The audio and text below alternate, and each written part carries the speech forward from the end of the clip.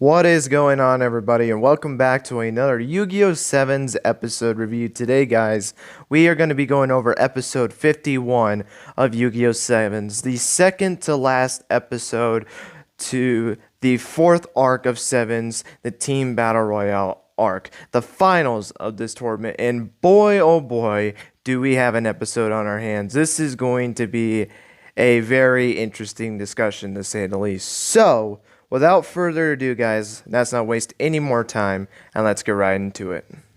So, generally speaking, what were my thoughts on this episode? I actually thought this was a good episode. I really do think from the dueling action we got in this episode to that plot point at the end, which we will be talking about a little bit later, we gotta save that one for last. As they always say, save the best for last. Am I right? So we'll be talking about that because that is going to be probably either the biggest or the second biggest thing to talk about in this episode, which I do believe is the biggest, but we'll have to wait and see what happens. But this was a jam-packed episode. Again, from dueling action to the plot. So, the episode starts off, we're already now into the finals after what happened in the last episode with that draw with Gakuto and Neil. Since there was no person that be able to get ahead in points, this makes it to where now we're in the true finals of this tournament to see whoever wins this will be the Rush Duel, or the King of Duels, I should say, not specifically Rush Duel, just the King of Duels in general. And obviously, it's either going to be Yuga or Luke. And I will say this is going to be, I feel like, a very great duel when we say it. I do believe that has the potential from the first part of this duel to be up in the levels of a Yuga Neil, which is probably still my favorite duel of the show so far. And then up to levels like Yuga and Asana and Yuga and Aroa to some degree as well. So I am really excited for this duel. We ended up getting a nice little conversation, a little pep talk between Luke, Roman, and Gakuto. And let me just say this. This was one of my favorite things when it came from this episode, when Luke was actually talking to Roman. He's like, he was basically giving her credit for basically being able to defeat Roa.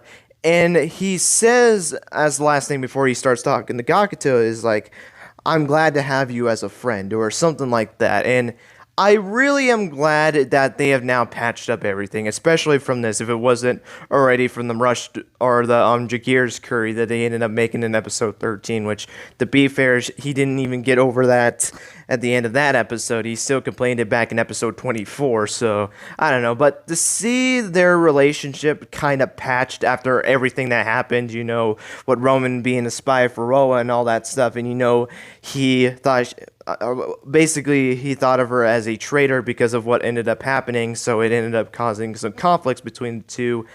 This whole team aspect that they ended up having together helped that relationship between the two be better. Because, they were in a rough spot before, but because of the time that they've had as teammates, they've definitely settled their differences after what ended up happening. And I'm very glad that this was a way that they ended up patching that, which I didn't expect him to do that, which Luke, throughout these last couple of episodes, this is the Luke that I want to see throughout the show. Not that weird Luke that acts like he has no sense of mind, like when he dueled the Pigeon or Schrodinger. Like, I did not like that Luke whatsoever, or when he acted like an idiot. That's the Luke I don't like. This Luke that we saw in this episode, this is the Luke that we need to keep seeing during the show. Like, yeah, maybe you can have some gag moments if you want to, but this Luke that we have throughout these last couple episodes,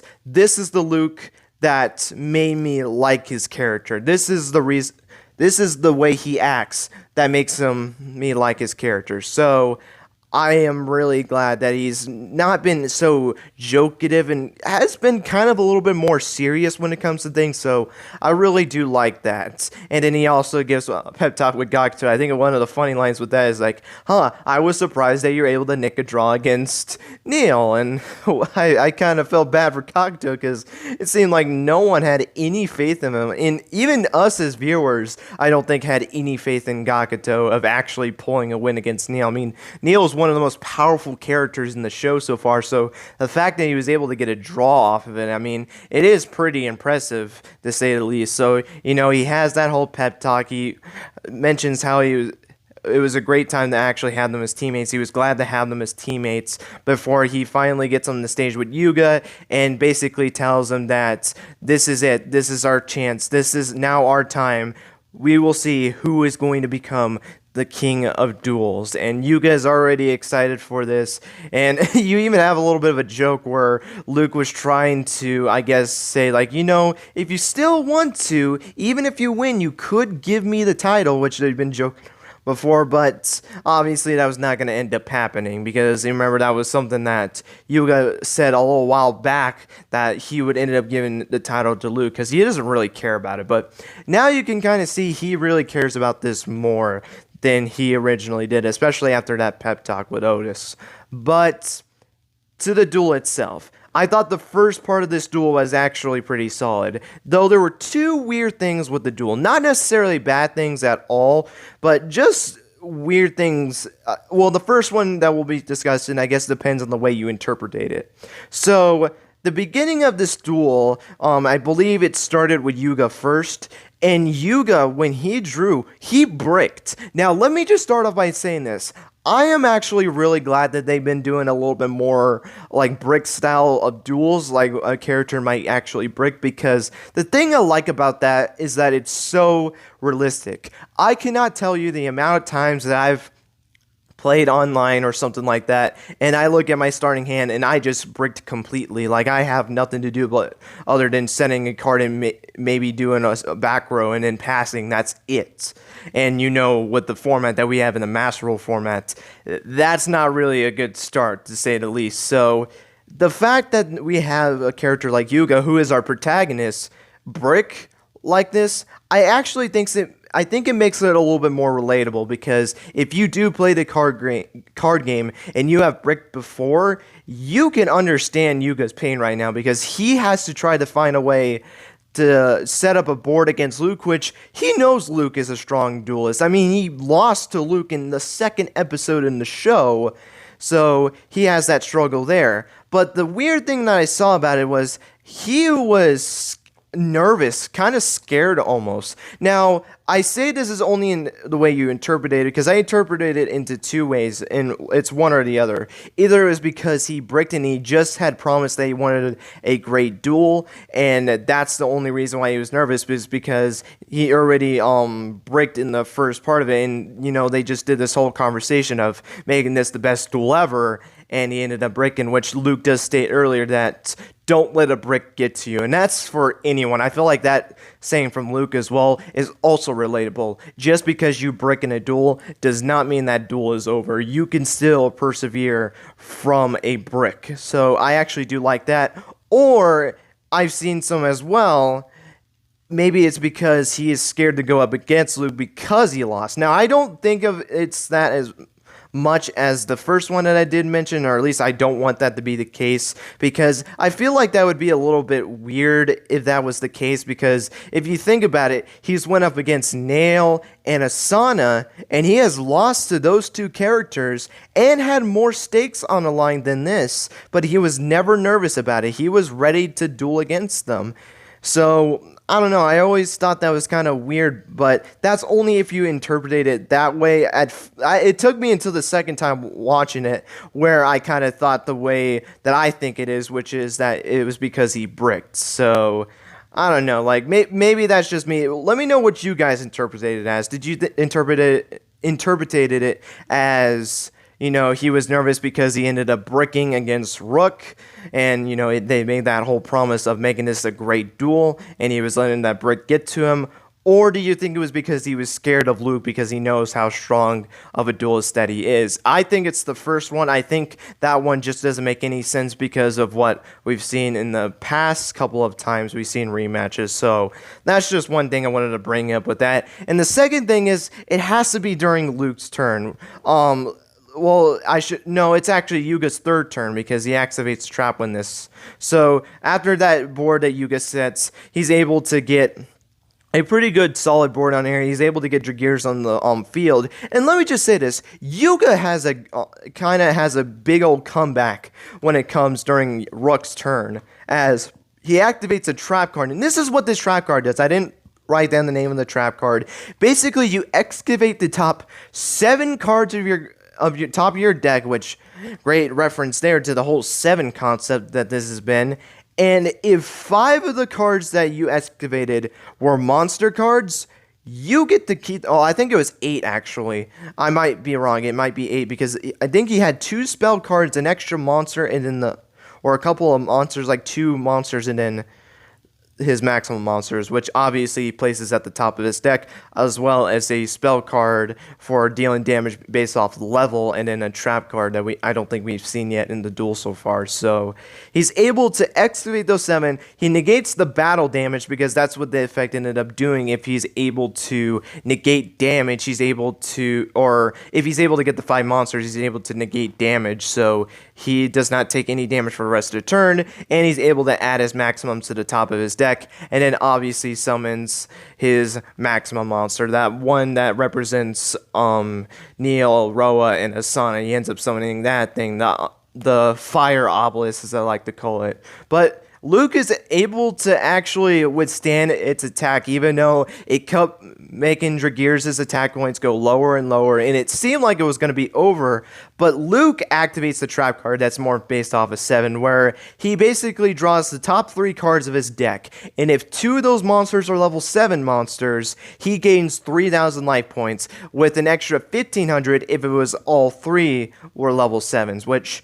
You know what? The reason why I think that's weird is because I just don't see Luke using luck-type cards. I feel like that's just Yuga's deck all day, because for Yuga, it's either he relies on a maximum or he relies on luck. That is what Yuga's whole entire thing has felt like, especially in the last half of this show. It definitely has felt more like that. But for Luke, who I felt like is more of this duelist that tries to power through everything, is actually using a luck card, and this one was the symbolic one of the whole 777 thing. I mean, his whole entire thing was a slots machine, which I think was actually pretty hilarious. For some reason, when that card was first used, I think of like the 7 spell card, I think it was called, or it's Lucky 7 or something like that, that actually has the slot machine. It's that spell card from the actual OCG TCG game, so I think that's kind of interesting, as well as that they have their own version in Rush Duels, but it's a trap version instead of a spell. So that's actually pretty cool there. But other than that, that's pretty much what has happened in this duel so far. We haven't really got far into the duel. Luke obviously gets 2 level 7s. We do get to see a new monster. I don't know what that monster's name. I don't think they said it in the episode. If they did, someone let me know in the comments, because I know that was a new ace monster. They made that whole big deal. Is like, he even has his own new ace monster that we haven't seen before. So if anyone knows if that was an announcement or something, or whatever the case might be, let me know if you guys know what that new ace monster was that he drew during that turn of that trap card activation. I'm very interested to learn what that card was, because I didn't even realize he got a new ace. And normally I check frequently on Yugioh organization, even though I don't really focus much on the card game news. They will normally say in the post that, oh, there's a new card for like Roman or Luca. It's like, oh, that's pretty cool, but not really interested in it. But let's get into the meat and potatoes of this episode, and that's the whole scene that we got at the end of this episode. So obviously, we actually get to see the purpose of Braun and his group in this episode. Now, it was weird of that episode. I think it was episode 48, which was the Asana and Tiger episode. At the end, we saw Yuga look at the girl of that group. I can't remember their name, to be completely honest. We see him looking at her goggles, and apparently, since their whole dynamic is space, they decided to get those goggles. Neil kind of helped something to kind of pinpoint actual parts of the moon. Yes, they actually are looking at the moon in this episode, and they see this big old hexagon looking thing in the moon. And jeez, like this whole episode just went to a 1080. Like, holy crap. Like, now we're saying like that the servers and all that stuff is on the moon. I mean, holy crap. Like, this is something I don't think even in real life we've really thought about. I mean, yeah, we've had satellites, but this is literally something we have on the moon. And we also do see that robot from the opening, you know, the one that Yuga had drawn up. And apparently it's on the moon, and we see these drones kind of seeming like it's taking apart the robot for some reason. And that's when we get into this scene with Otis, and all he says was real-time rush dueling, a rush duel, uninstall. He is uninstalling rush duels, and it seems like Yuga kind of figured out the stuff that was going on the moon as well. I might as well shoot Hornet as well, which, let me just start off by saying this as well. As much as I like Yuga as a character, I do say going forward, and this is not a complaint at all, I don't want people to think this is a complaint, I do hope sometime in the future, someone else other than Yuga figures it out. I mean, don't get me wrong, I love Yuga, I really do, and the fact that this kid is this smart is incredible. I think he's up in the levels with like a Yusaku and Yusei. I've always said that, and he might even be more than that. The fact that this kid seems to always be 3 steps ahead of everyone is just insane. But I really do hope we get characters like maybe like a Neil, or even like a side character like a Gata, who I thought was going to figure it out. And he kind of figured out the whole case of like someone was trying to hack the thing, and that's why like those lights were turning off, actually referencing back to the last episode, because that's why the lights turned off in that episode, not just to have that whole symbolic scene, but it was because of the fact that they were trying to hack Goha's system, and that's what we end up noticing, because they were still trying to figure out in this episode who was causing all this. And I believe at the beginning they even do mention Otis, well, more so because of the fact that he ended up escaping from that chamber that he was in. So yeah, but getting back into the actual topic, Otis uninstalling rush rules. First off, what the hell? Why is he now doing this all of a sudden? That's the thing that confuses me more than anything. Why in the hell is Otis trying to get rid of rush duels when he has been the biggest advocate in making rush duels a thing? All of a sudden, he is now trying to delete it. Now, I'm not going to go on the full bandwagon of him being completely evil, because this is not the first time that we've been juked out of something. I think back to the ramen guy, and we all thought, like, and I blame myself for this because I was in that same boat, that, okay, he is going to do something in this episode. I mean, he had a maniacal laughter in the preview, and guess what? He was just laughing at a video that he was watching on his phone, like... Yeah, I'm not really taking my chances with this show, because they just seem to want to take a backtrack in regards to, like, making these, like, serious villains. I mean, think of, like, Goha Double Six, which I do like that part of it, though, of the way that Yuga figured it out, was because of the fact that, you know, they've been trying to lure them down area, but in all reality, he's going to the moon. He's basically luring them downwards to the underground while he's going up to space. That's basically how Yuga was able to figure it out. So we know how, like, Otis kind of tricked them, and there was even mention from that episode, I believe it was episode 43 was the episode. Yuga said something about Otis is continuing to manipulate him.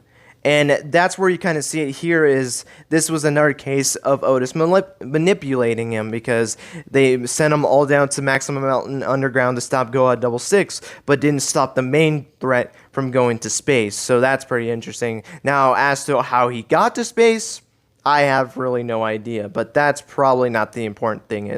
The important thing is why, because right now, the motivations that we have right now, it makes no sense that he wants to go to the moon to just uninstall rush duels. I think him just uninstalling rush duels just for the hell of it is not right at all. I really don't believe that's the case. That just doesn't make any sense why he would support it and didn't just backtrack out of it. That's like saying that you've been working on a project for a very long time and you've put in so much work into it, and then you just decide to delete it for absolutely no reason.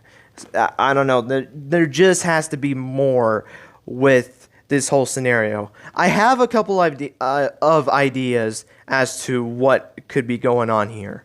The first thing that I think could be happening is that by uninstalling Rush Duels, it does something to Goha Corporation.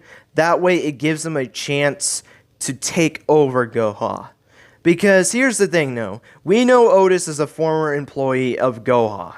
And I do believe he really has had bad ties with Mr. Goha. So I feel like to get back at him, because it kind of fits with both of the things that he had sent to Goha and in the Double Six members, that, you know, he's trying to take over Goha Corporation for Goha Double Six's case and uninstalling Rush Duels from that notebook. I feel like that would be a great way to kind of give a note to us that maybe that's why he's doing this. I don't know, that's just my thought. The other thing that I've seen gone around is that maybe he's brainwashed or something like that, and this isn't really the Otis that we've known for the last couple episodes. He's being brain controlled, and that's why he's doing all this stuff, which I could see that being the case as well, because to come out of the blue and just say that, oh, now he's going to uninstall Rush Duels for seemingly no reason, it has to be a brainwash if that's just the case. If there's no other meaning to him uninstalling Rush Duels, it has to be that he's either brainwashed or it has to be something else in regards to this, unless he just wants to be a total butt about it and just delete Rush Duels for the fun of it, which does not make sense to me whatsoever. But I want to know your guys' thoughts on that, because this is very interesting. Why do you think Otis is doing this, honestly? Now, I'm not going to also go in the whole bandwagon, because I've been seeing this as well, of him being one of the penultimate villains of the show, because even though, yeah, the ways I've been doing it, or like the examples I've given, makes it seem to be a villain, and it could be something else, which goes into the third topic as well, that he might be trying to install something else to it. He has to uninstall something to add something to it, and that's the extra deck. Might sound weird, but think about this. We have not seen extra deck whatsoever in this show so far, so there could be a chance that he has to uninstall it, add extra decks to it, because maybe he can't have the same capabilities as Neil, because he's just adding mechanic to what the already board state is, and that's why maximums might not be an extra deck method instead, or an extra deck method, but instead is a main deck method. So maybe he's doing that. That's something I've seen going around as well, which would make sense and would not really make him a villain.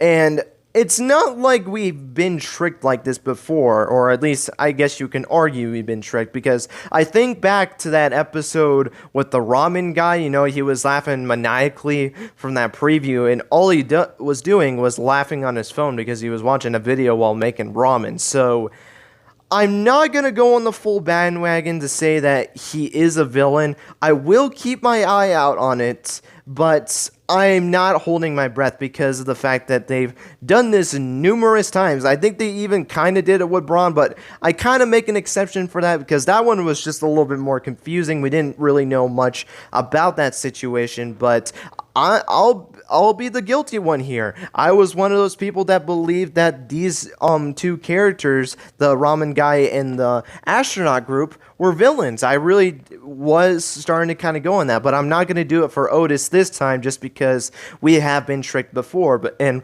watch, he actually is going to end up being a villain, and I've been just making this whole case of, you know, maybe he's not going to be a villain because of the fact of these other two characters. So I don't know. That's pretty interesting when you really think about it. But those are just my general thoughts on the episode and kind of my thoughts that I've seen in regards to the Otis situation. But guys, that's going to be it for this episode review. I hope you guys enjoyed. Let me know what you guys think of this episode. Did you think this was a good episode? Did you think the episode was okay? Or did you think this was a pretty bad episode? Let me know what you guys think of the duel between Yuka and Luke so far that we've had.